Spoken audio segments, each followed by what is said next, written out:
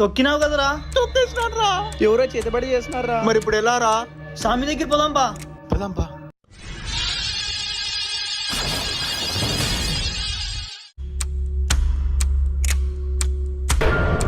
ఓం లడం లస్కో బుడుం బుస్కో.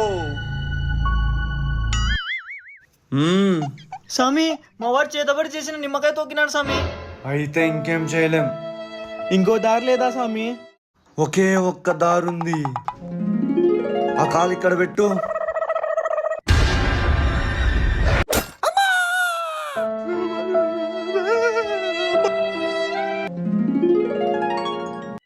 ఈ బ్యాగ్ ఏందో ఏడపక్క పడింది, అన్నీ పడిపోతున్నాయి.